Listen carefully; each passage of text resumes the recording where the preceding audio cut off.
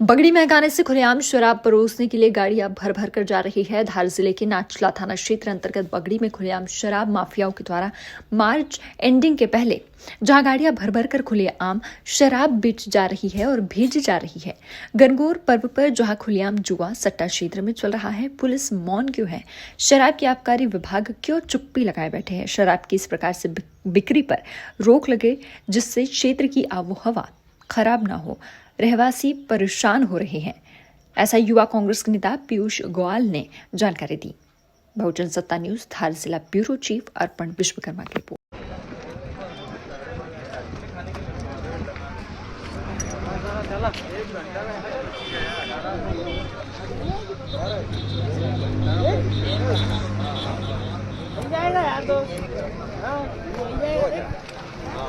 बगड़ी फाटा दुकान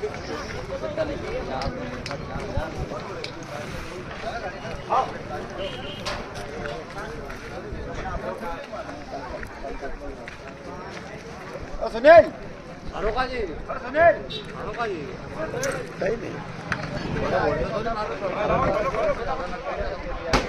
क्यों? अरे मैं बाहर बात करूँ, बाहर जरा बात करो तो वो आपसे थोड़ी हुई।